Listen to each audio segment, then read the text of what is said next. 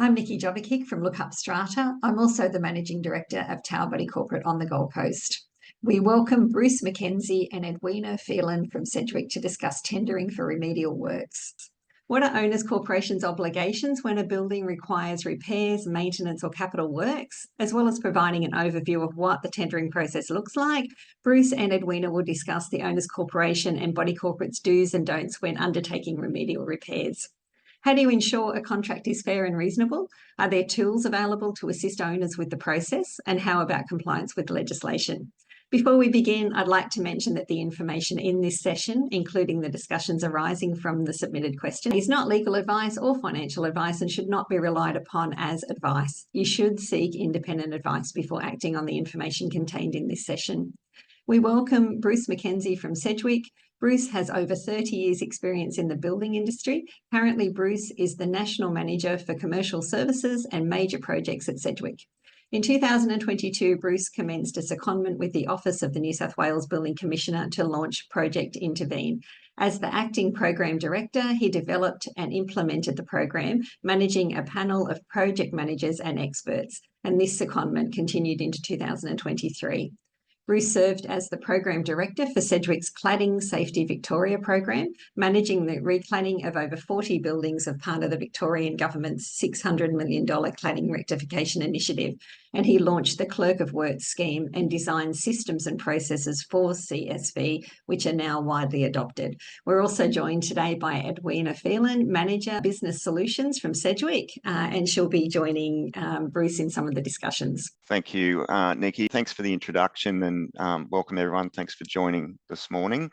The intent of today is just to go through, as Nikki outlined, or the presentation is titled Best Practice for Tendering Remedial Work.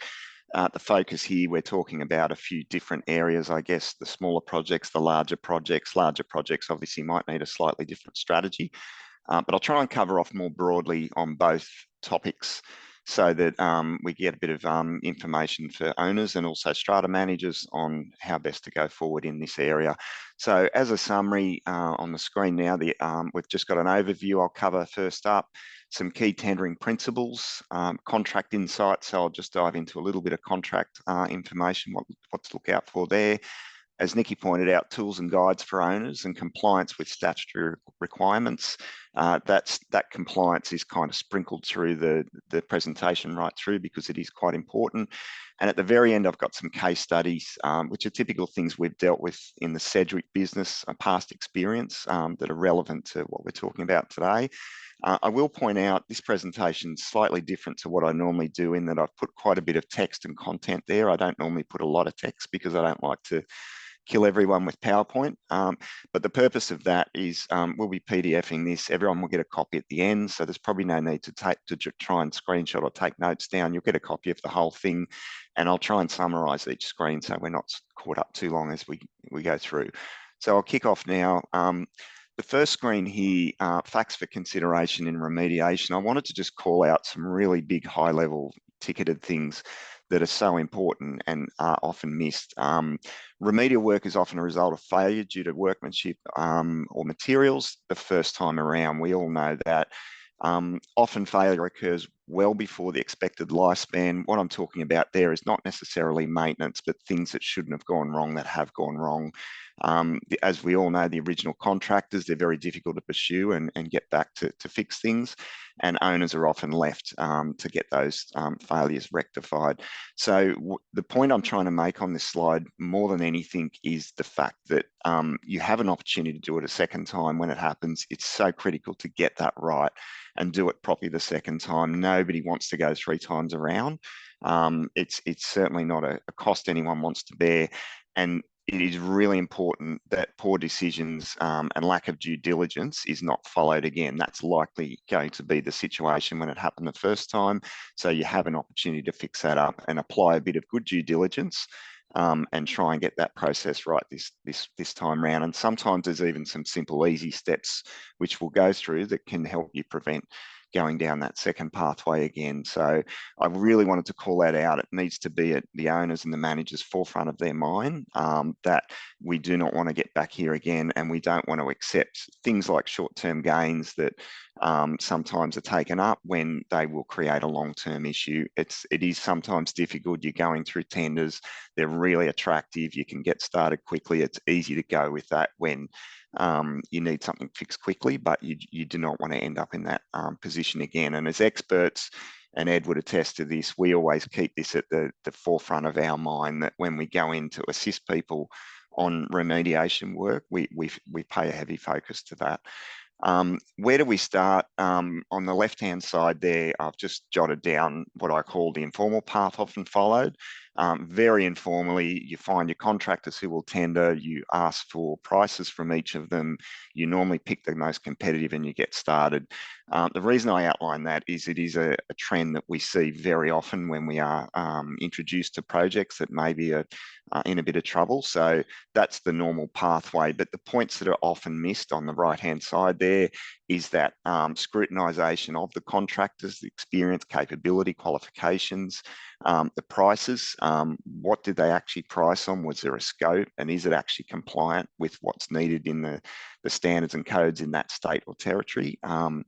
Selecting the most competitive offer, have they been compared properly? That's often a shortfall.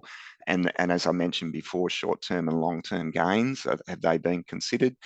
And due diligence, getting started, is there contracts in place, deposits, the program, the interruptions that may be caused, have all these things been considered? More often than not, we come across examples where that hasn't, and they're the things I want to cover off on, just so we can try and help people make better informed choices along the way. So this slide here just covers off on what a more formal procurement process would look like, rather than just getting quotes. Establishing a suitable panel for tendering. So we'll go in a bit more detail about how what would be the right way to select contractors for their suitability. Establishing the principal contractor and the risk acceptance. I'll come back to that later, but that is one of the most important things I want to talk about today. Site familiarisation and meetings, sometimes that's overlooked. We always see that as critical, that people do get out and familiarise themselves with the site and have a look at the real conditions rather than quoting from desktop. Tender submissions and evaluations, establishing that true best value offer, that is also critical. It isn't always driven just on cost. Establishing add-ons, variations, day rates, delay costs. These are all things that are often built into quotes and that can be missed. So I'll dig into that a little bit more as well. And suitability for engagement, capacity, other commitments, that's also critical as well. I think everybody on this call would appreciate we've been involved in, whether it's personally or through business, contractors or people who say they can do it, they start, they don't turn up, they've got other engagements, you're second, somebody else is first. Immensely frustrating. So it's trying to unpack that early to get that out on the table before it gets to a situation where it's in trouble.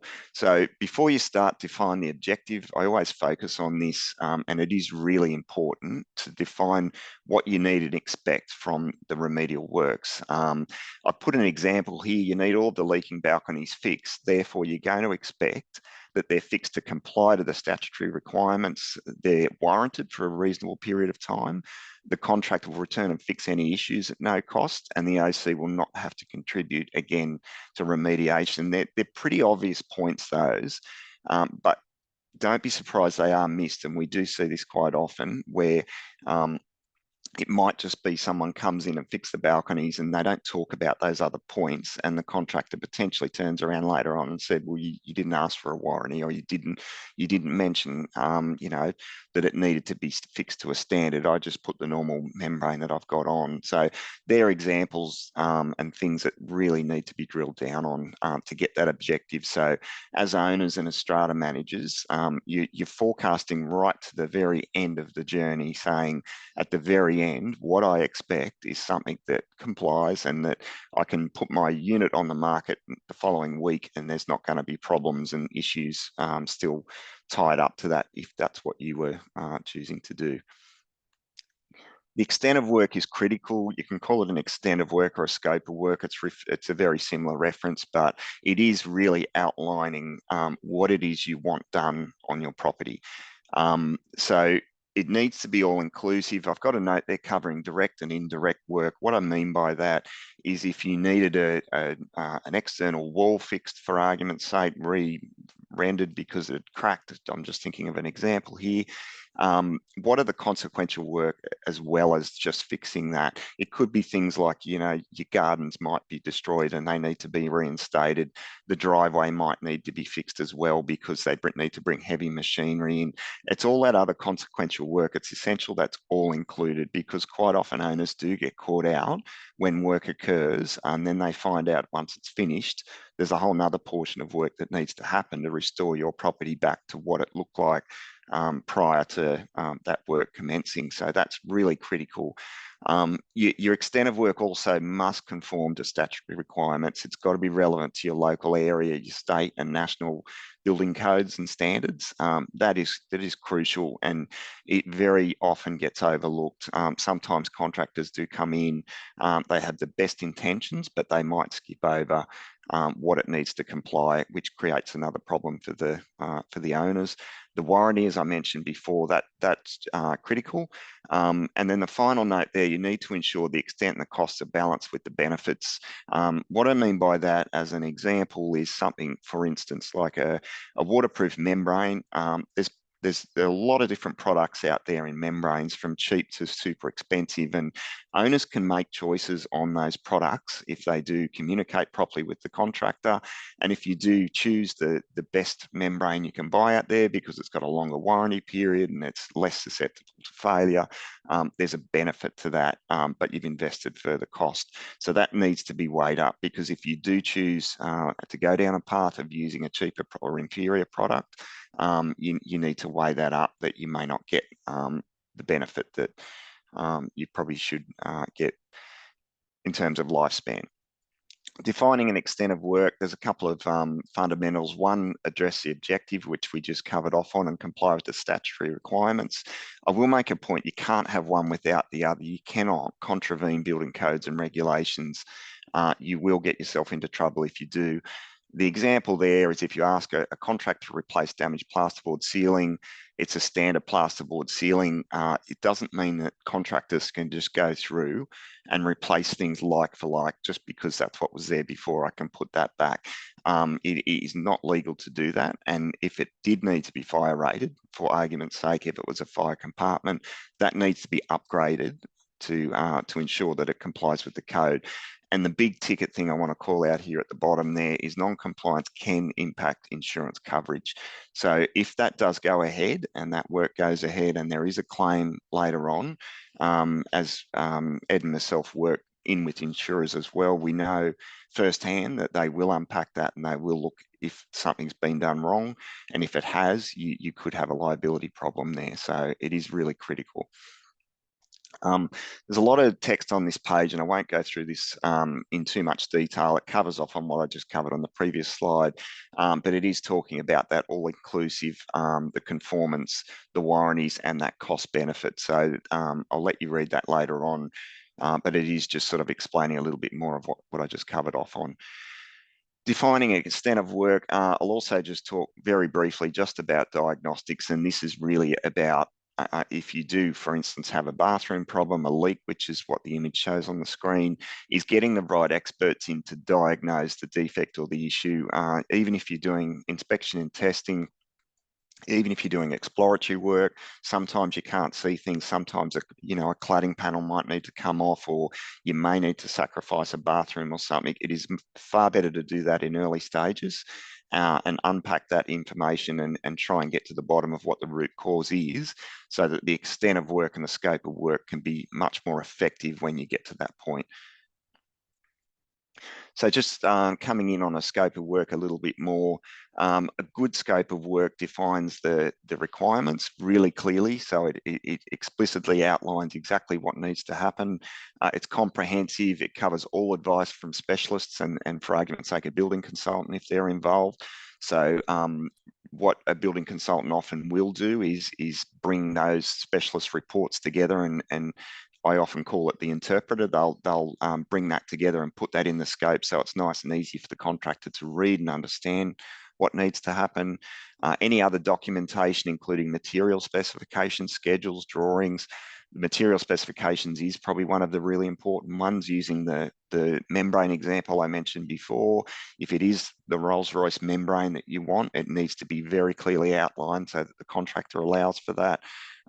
Conformity to statutory requirements, and product selections and warranties. So it could be that you did pick that Rolls-Royce membrane because it's got a 20-year warranty. So really important that that's outlined in that document. Let's jump in there, Bruce, and say if you don't get anything else or invest in anything else as an owner's corporation, get a detailed scope of works. It will allow you to, I guess, control the costs, the outcome, the extent of the works, and ensure that, as Bruce alluded to, that you're complying with those statutory requirements and you're getting the best outcome first time round. It's something that we see on a daily basis. People fail to invest in that and skip the cost of undertaking those investigative and forensic works, but that's actually what's going to set you up for the best outcome at the end. I just thought I'd add that in there. Yeah, thanks, Ed. And that's a really good point. It is just critical. We can't emphasize that enough. And we do understand a very big, large, detailed scope of work might not be necessary on a $20,000 or $10,000 remediation project. We understand that. We're trying to cover off on a bit of both here, I guess, and we're talking about larger projects as well as even smaller. And a scope can even be a 6-line scope where it's only minimal, but it's still important to have those guidelines to issue to contractors. So project planning is important as well.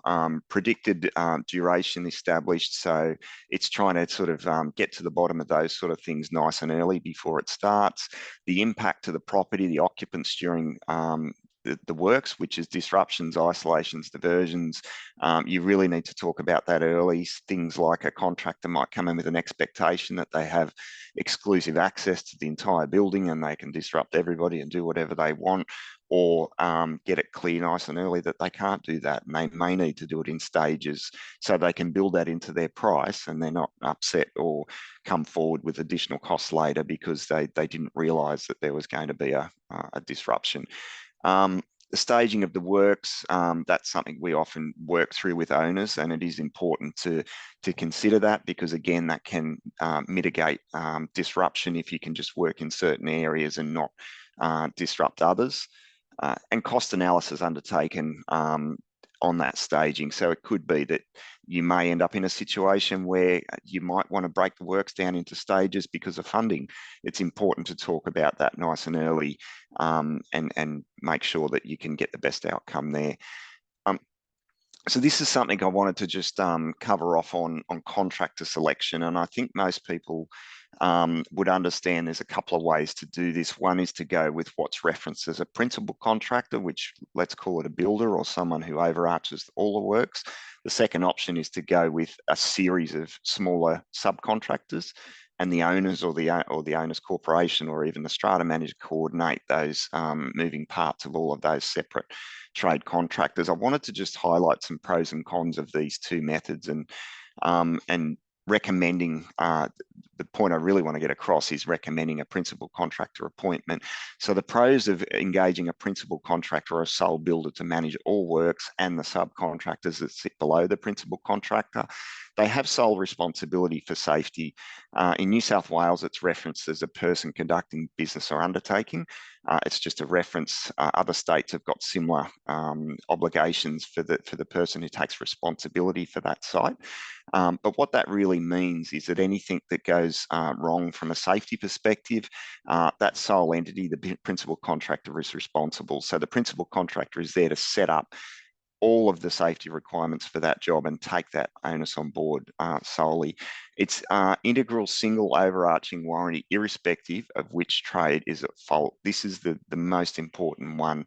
So when a principal contractor is managing a group of subcontractors underneath, irrespective of which one fails, it could be the membrane fails, it could be the the rendering, it could be any element. The principal contractor is the one who has to drive the outcome with that subcontractor, get them back to fix it, hold them accountable. It's not the owners. It's not the owner's problem. They only deal with the principal contractor. The principal contractor is also responsible for the program and coordination of all trades and delays between trades. It's quite often you'll see one trade not turning up, which delays the second trade. The second trade wants some form of delay costs or damages because they've had to put off other works and now they can't turn up. All of that needs to sit underneath the principal contractor. They need to manage that risk themselves, not the owners. The principal contractor provides a single point of contact for the owners, and there's very low risk to the OC for all of those moving parts that sit underneath. It's a simple communicate with that principal contractor.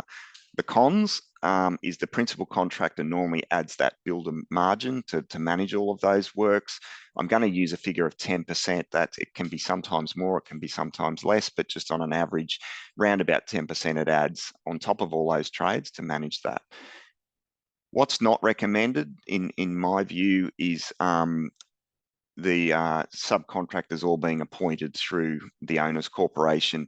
The pros for that is, yes, you will avoid that 10% builder's margin.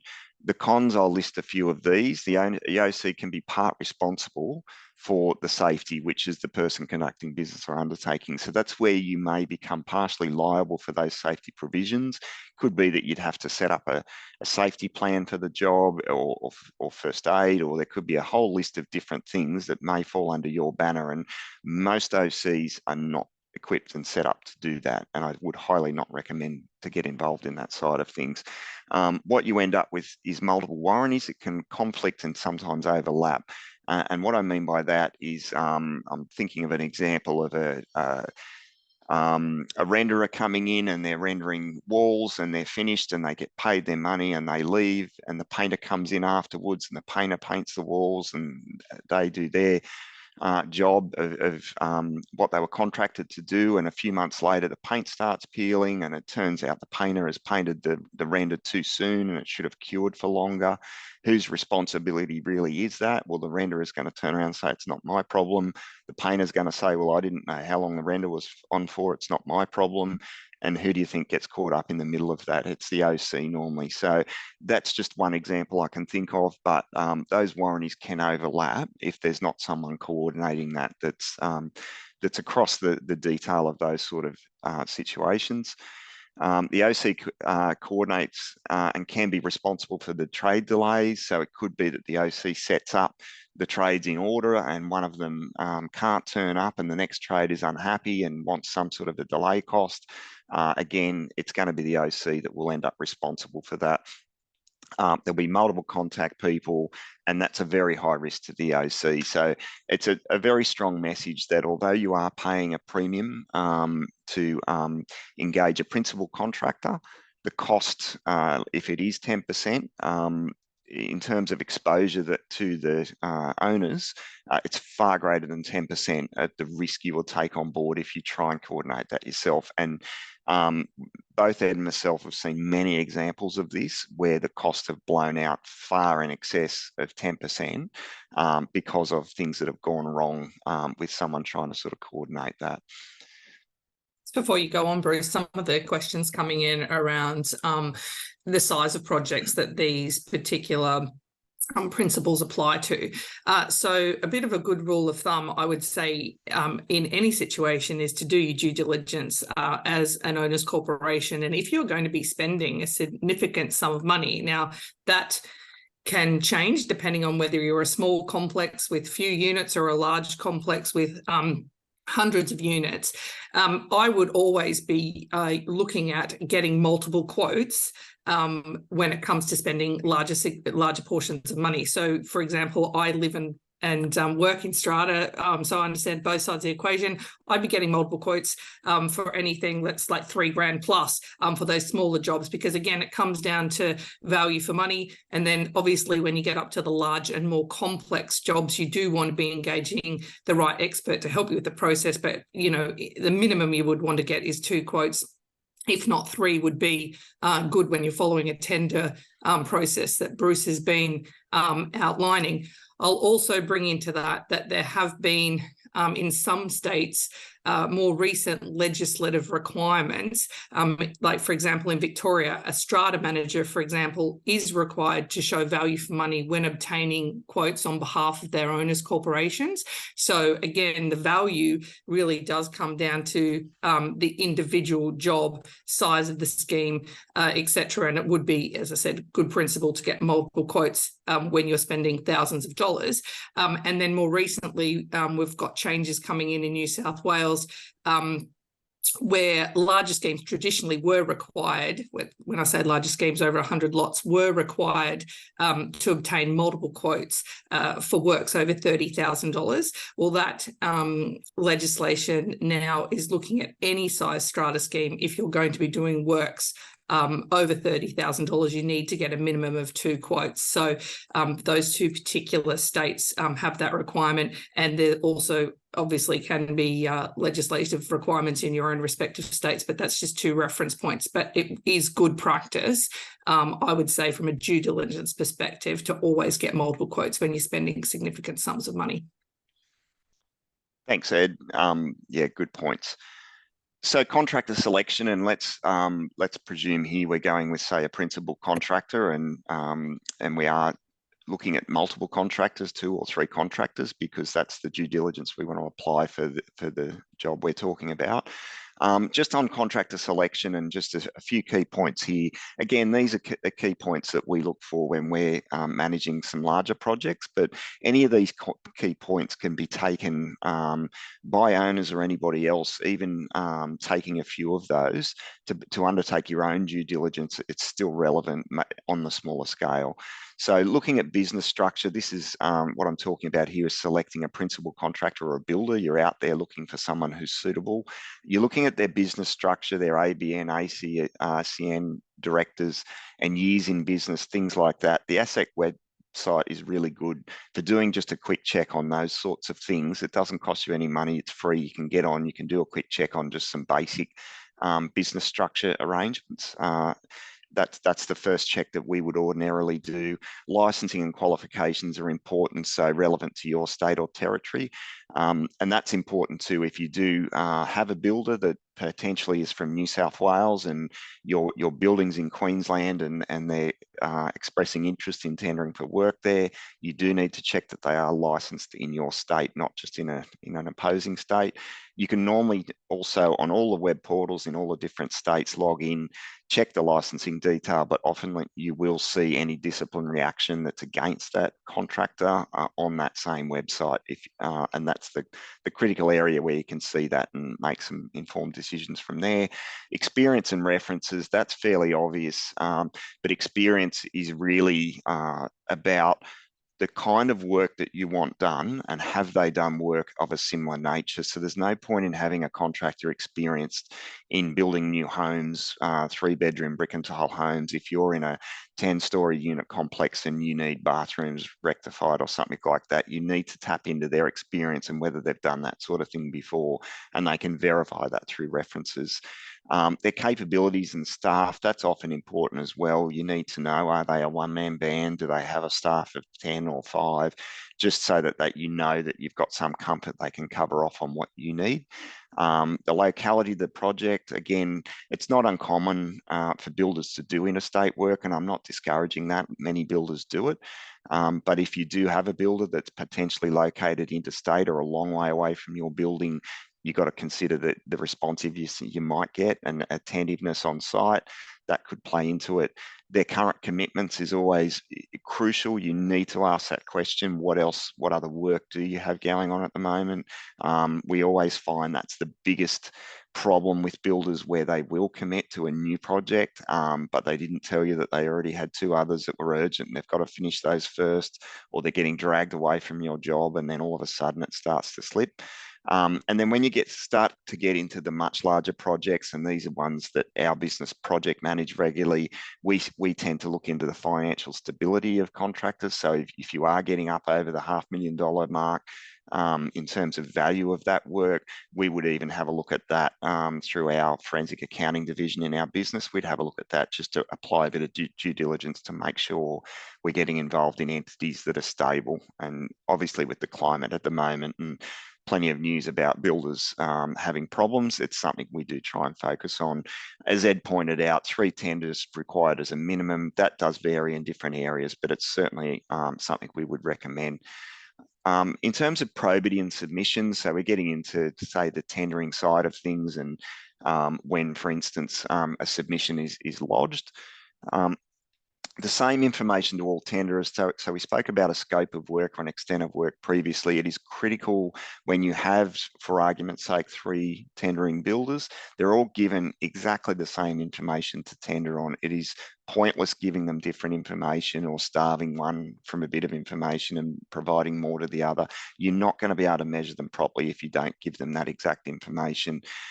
Changes issued to all tenderers. What I mean by that is it's not uncommon during a tender process that a change might occur. It could be that they meet on site and the OC agrees that they're going to provide 1 garage for storage, for argument's sake.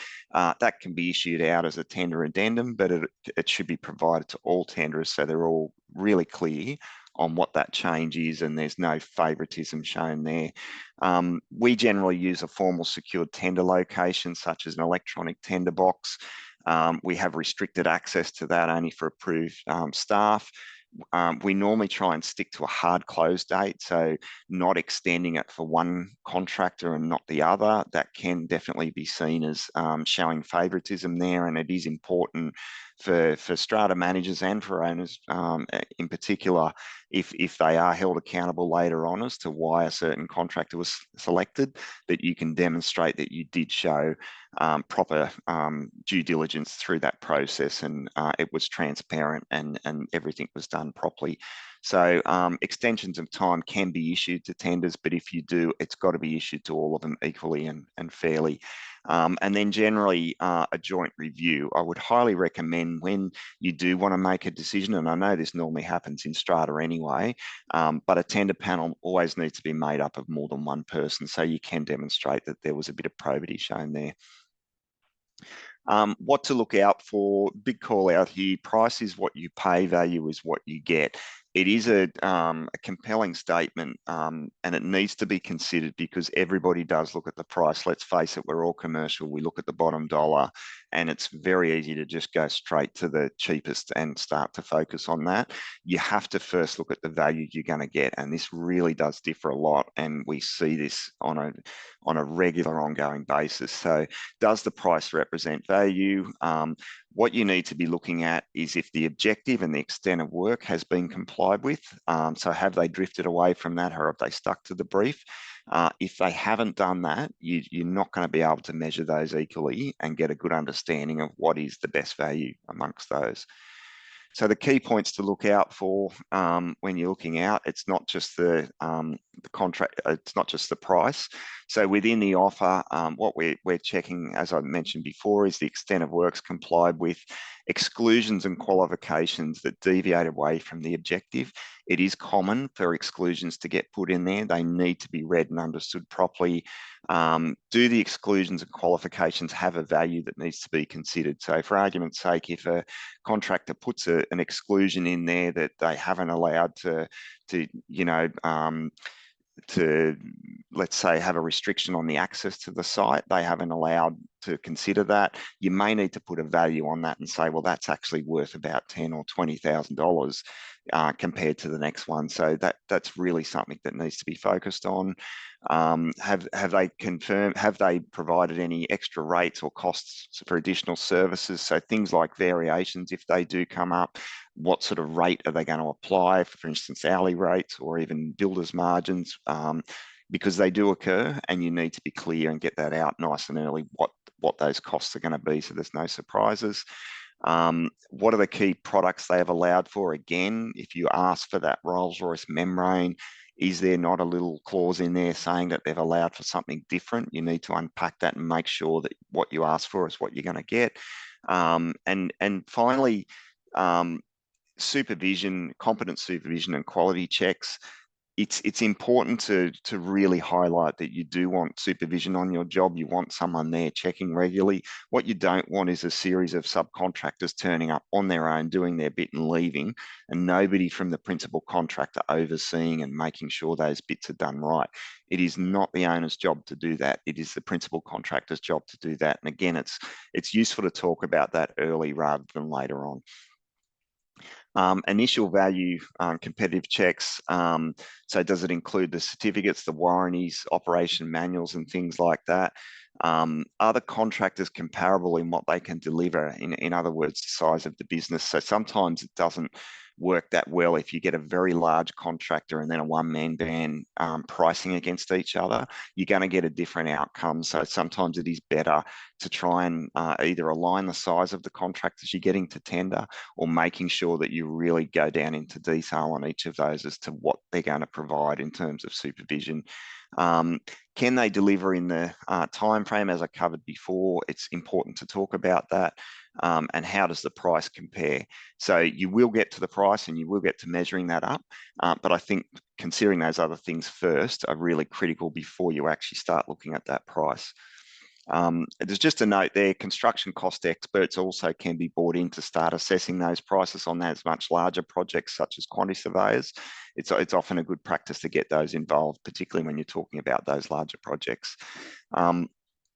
I'll start moving through some of these in a little bit quicker now. I won't go through as much detail, but a quote comparison from a contractor or a service provider, that's an example on the left-hand side there of queuing the different ones up and having all of the elements that they've priced on lined up so you can clearly see what they have or haven't allowed for. You are looking for any deviations. If there is any change in there, it should stand out and you should be able to sort of approach them and ask for more clarification as to why there's no allowance for metal roofing and gutting, for argument's sake, when you knew that it was there. Jump to the next one. What is a competitive term? So there's a few terms here when you are looking at a quote or a tender. There's a few standouts that you should look out for. Often there are a little bit of a red flag, or there's something that you need to just drill down on a little bit more. Deposits and prepayments. Generally speaking, strata does fall in the commercial sector, and when deposits and prepayments are asked for, it's a little bit of a red flag. Ordinarily, it's not something we would recommend ever. We would recommend a more commercial arrangement and contract. Stipulation of contract to be used, so there could be traps in the fine print. The word allowance, estimate, provisional sum, they all generally mean it's not a fixed figure, it's an adjustable figure. And what you need to know is that figure realistic or not? And it could be lowballed, it could be a figure that's nowhere near what that value really is. So that needs to be really looked at closely. Exclusions of permits and approvals, levies and things like that, they can be really expensive. So if there's any exclusions there, if there's no good reason for that, I would certainly be questioning that. Insurances are the same. Working in occupied properties, so protection of surfaces, amenities, all strata buildings ordinarily are occupied. So it's really getting that understanding that you're not working with a builder who expects to march into town and just take over the whole site and not consider that there are people living there. Restrictions on attendance. So an example there, we've only allowed for 3 sites visits. What if 4 are needed? That's another example. You really don't want those sort of qualifications built into quotes. And then sales pitches such as sign up quick, they're normally very big red flags. So in terms of contracts, there's a couple of avenues. When we talk about a smaller project, it might only require a smaller contract. And there's smaller contracts that the master builders, institutes like the Master Builders and Australian Institute of Architects have got provisions for some of those smaller contracts that would suit. And normally there might not necessarily be a superintendent or a middle person involved in those contracts. It's a direct contract between the owners and the contractor.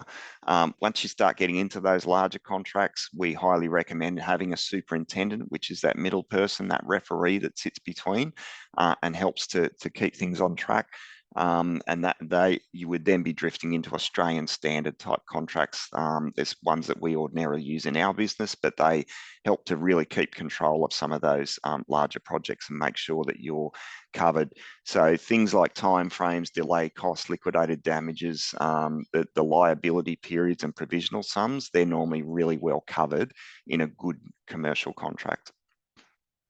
I might just jump in there because there's been a few comments around project management and the role strata managers play. So more and more we're seeing, I guess, owners ask more and more of their strata managers. So strata managers obviously have a particular role that they play and responsibility that they have in that role to their owners' corporations. But when you're moving more into the project management side of things, it's not usually an area of expertise that a strata manager will have in-house. So it's really important, particularly on those larger, major and complex works type jobs, to engage technical experts and get someone like a superintendent involved. And Bruce, I'll also just flick back to you because I know we've had a question about this in the lead up to today, but also there's been a few things coming through in the chat. It's never more prevalent to get expert advice, particularly in New South Wales with the introduction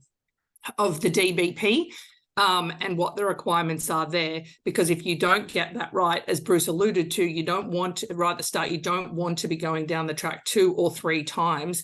And particularly now with some of these acts and legislations, if you don't get it right first time round, you will be forced to go down that road. Bruce also alluded to how it can impact insurance. There are a couple of questions coming through relating to that, and one in particular about an insurance claim. Technically, I guess you can cancel an insurance claim if you don't want to proceed down that path. And I know somebody was talking about, oh, we have to do remedial repairs before that claim would be considered and kick in and the policy apply.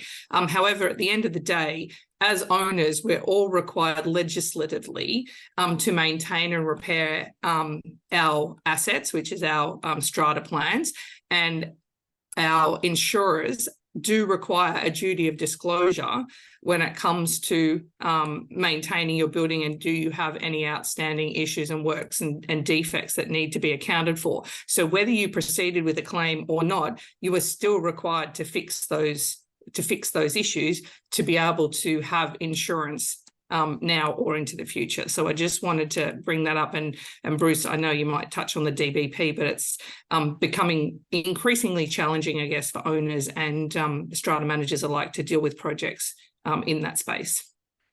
Yeah, thanks, Ed. That's good. And I haven't seen the questions coming through, but I'm glad you're addressing some of those things. And I will let everyone know too, we will flick to a Q&A at the end. We'll be wrapping things up shortly, and then we can start to get into a bit more detail, particularly in the DBP, if people have got questions around that. So building contracts, again, there's a couple of different forms, as I mentioned before. There's the master builders, the Royal Australian Institute of Architects, and then the larger ones where it is superintendent administered. We're talking about ones like AS 4000. So just a caution here, builder contractors' own form of contracts are not usually balanced with the risk allocation. So the reason I'm saying that is if a builder does propose a contract, I'm not saying they're all imbalanced, but it certainly would require a higher degree of scrutiny because let's face it, it's like I always compare this to a football game. There's two teams, and if one team comes up with a set of rules, it's highly likely it's not going to be fair and reasonable. So it's always worth looking at that, and that's where on the larger projects, having that superintendent there can really look at that closely and make sure that there's no unfair provisions in there. The simple form contracts with the master builders and the Royal Australian Institute of Architects, they're generally pro forma ones. They're fairly simple and straightforward, and they're set in the way that they have a balanced risk for both owners and builders. just getting into the building contracts guides now, and I wanted to call out, I've only called out 4 states here, and I know there's more and there is more information, but I've got some hyperlinks here. You can click on those in the PDF when you receive it. But what it is just consumer guides on building contract checklists. So some of the stuff I've already talked about and what to look out for. The one on the screen at the moment is just an example from the Victorian one, which in my opinion is a really good one. It just gives consumers and owners a really good checklist to go through about what to look out for contracts and perhaps what's even suitable. And it does talk a lot about values and when certain values are exceeded, when a contract is required and kicks in. I'm not going to give anybody a value right now because every state differs a little bit. So it's probably best for each of you to go into your respective state, have a bit of a look. At the moment there, I've covered off on Victoria, New South Wales, Queensland and WA. I know there's other states that have got information there as well, but I've just covered off on those 4 just to give people a bit of a guideline if you are looking for more information on that sort of thing. So just to summarise and to wrap up at this point, ensure you have a clear definition of the objectives before you seek your quote. So make sure you know what it is you're going to want as an outcome out of it before you even get started. Gather as much information as possible to assist. That could be existing plans and things like that. Select your providers or your contractors carefully based on that measured criteria. Ensure everybody's given the same information. Compare the quotes overall, not just the price. Factor the risks. Get assistance from an expert. So if it is larger and it's something you feel you're out of your depth, there's plenty of experts. Sedgwick do it, but there's plenty of other organisations out there that do it too. So this is not just about our business. It's about making sure owners do select experts when you do need that assistance. Ensure your objective will be achieved. So make sure that outcome is clear and you know you're going to get that. And then when it's large, as I said, reach out to the larger experts, and that may include other experts such as engineers or anything else that you need to include. Okay, so just at the end here, what I've got is case studies. I'm not going to go through these case studies, but I wanted everyone to understand that they're there just as an example of a few different projects. This one's to do with 380 bathrooms that needed to be fully waterproofed in a building, or 300 of them. And there's another one on roofing replacement here. It's worth a read. It does provide a fair bit of detail on things that have gone wrong due to selections that have been made along the way that could have been potentially avoided. So thanks, Nikki. I'll leave the presentation at that, and we might sort of jump forward to Q&A now. Excellent. Thank you so much, Bruce and Edwina. Really great information in there. We've been asked a few times. Obviously, there's, as you were saying, Bruce, there's a lot of information people can take away and go through in their own time. So we might just start with questions straight away.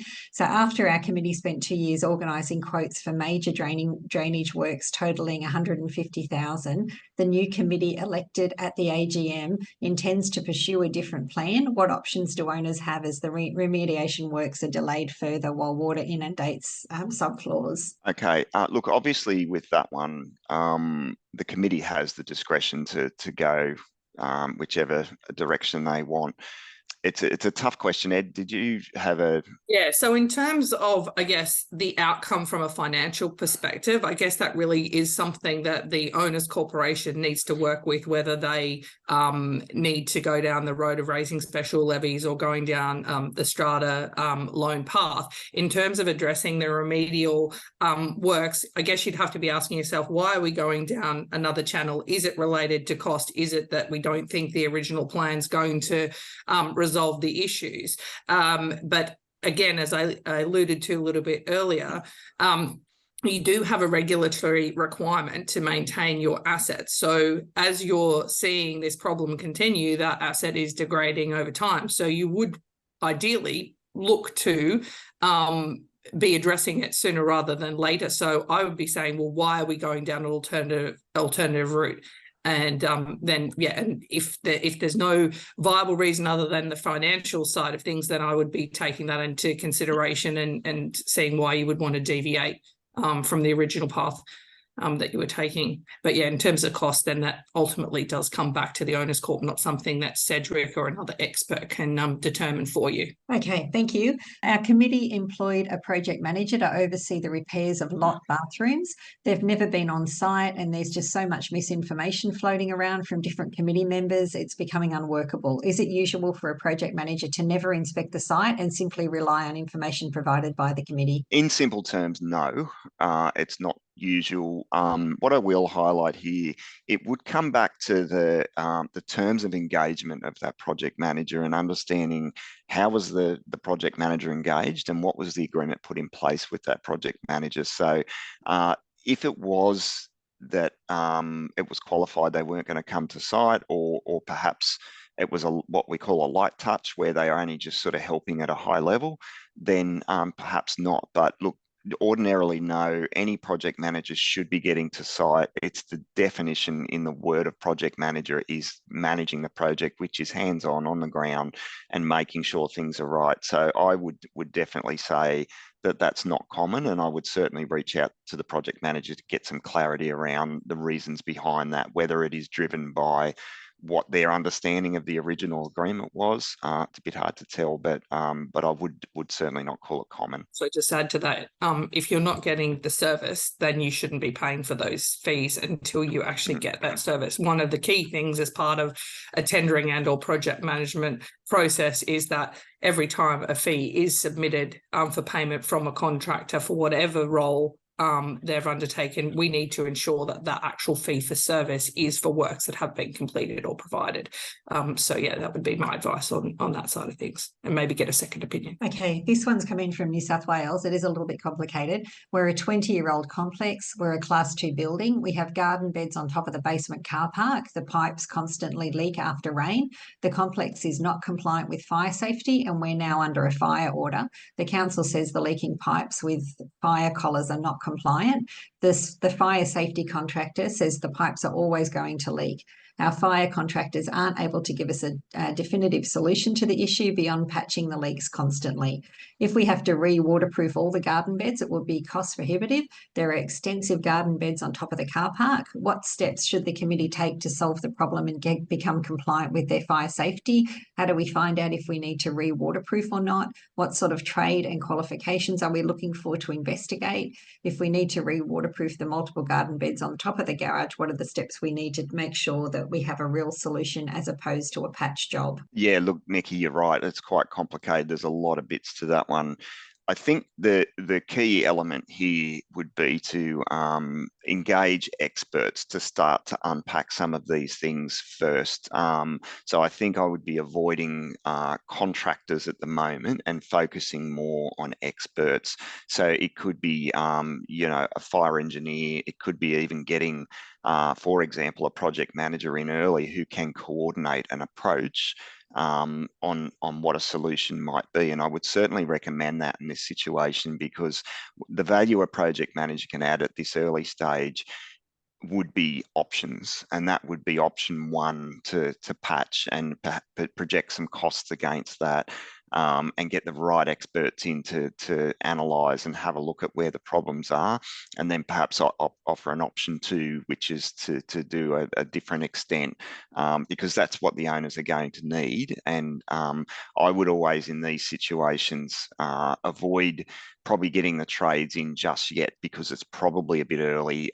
There's a lot more investigative work that needs to be done, and as Ed pointed out before, the value will come and will pay for itself by unpacking this a bit more, using experts rather than contractors. So I certainly don't like to criticise contractors at all. They're here for a purpose, but their end objective is to do work and move to the next job. They're not really specialists in that investigative side. So I think you're better off going down the path of getting some experts in. And I would, in that situation, given it's complex, I would be heading down the path of even getting a single project manager or someone who can coordinate all of those experts to interpret a good solution to the owners, rather than you getting ad hoc bits of information from different areas. add to that there is a solution to every problem. It just depends what the magnitude of that solution is, right?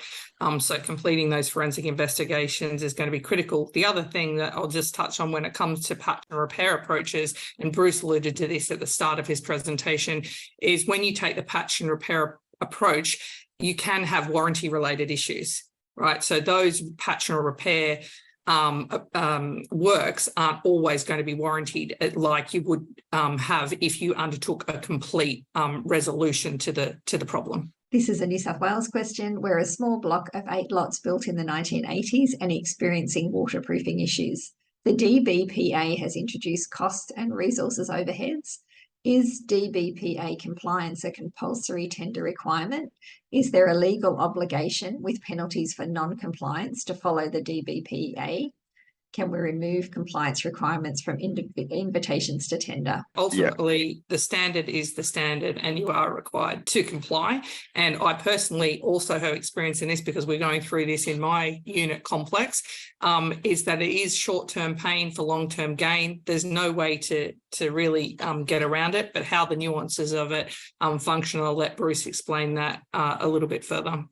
Yeah, look, the first thing I'll say, and I did see a question just pop up before, what is the DBPA Act? And to explain that, its reference is the Design and Building Practitioners Act. That act is a New South Wales centric act at the moment. It's not relevant to other states at the moment. Now that could change and other states may implement similar measures, but in New South Wales, it is now mandatory.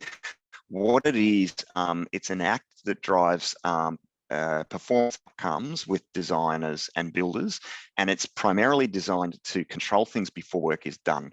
So what there is a planning portal, and you are undertaking the design of what you intend to do to fix a particular problem. You'll package that up, you'll send that up into the planning portal. There's a set of requirements that you have to include with that. So they've got very specific provisions in terms of the plans and the specifications and the materials and things. And that gets assessed ad hoc through the planning portal and by the New South Wales government. And they'll then give approvals to proceed on the basis that they are satisfied that the design is going to be satisfactory. This is a mechanism, and I really want to reinforce this, this is a mechanism designed to protect consumers. So whilst people do look at it and think, oh, that's onerous and that's going to add costs and time, that its primary objective is to protect consumers, because this is the largest area where things have gone wrong in the past. The wrong design's been done in the first place and nobody ever picked it up, and it's too late. So try and think of this in a positive light, that this will protect you long term. It may add a bit of time, it may add a bit of cost to that front end for it to go through, but it will give you a good outcome in the end. As Ed pointed out, the answer is a flat no. You cannot exclude it from a tender and you cannot choose not to do it. It's law now. On Class 2 buildings, it's law. So it's something that just needs to be followed and embraced, because it will provide a good outcome for owners. We have come across owners where they've gone down the road and had, let's say, technically someone qualified do a design, however, they're not a registered practitioner, and they've thrown away a good amount of money because they then had to go back and rework that design with someone who is a registered practitioner. So it is being watched, it is being monitored. And again, you don't want to, as Bruce said at the very beginning, you don't want to be doing things twice or three times. So you're better off doing it right the first time around. And there, on this side of things, there is no way out. You just need to follow what the legislation is. Okay, thank you. Our building just had waterproofing done on an external wall, which has been leaking for over 3 years. Legal action is on foot and it has failed within 4 months. Would it be beneficial for a company like yours to be instructed by the owner to investigate the works and provide advice? Look, certainly we can help.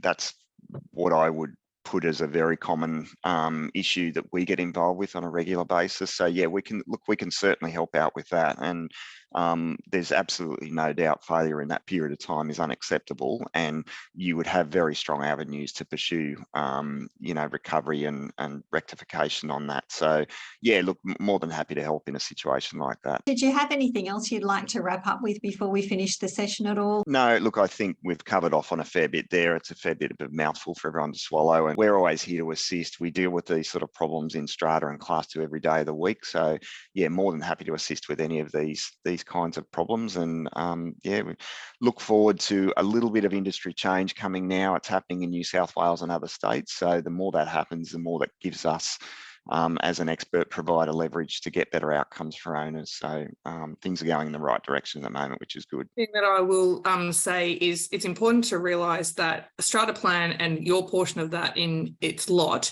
is probably the biggest thing you'll ever own in terms of an asset in your lifetime. So it's really important to be proactive when it comes to dealing with remedial repairs, maintenance, capital repair projects, and the like, because there's a huge flow-on impact, as we've touched on today. And if you really do feel that you're out of your depth, it's essential that you do engage an expert so you can get the best outcome long-term and first time around. If you gained value from this video, please hit like and subscribe to our YouTube channel. If you're looking for information about parking, strata insurance, defects and more, head over to lookupstrata.com.au or sign up to our free weekly newsletter via the link in the description box below.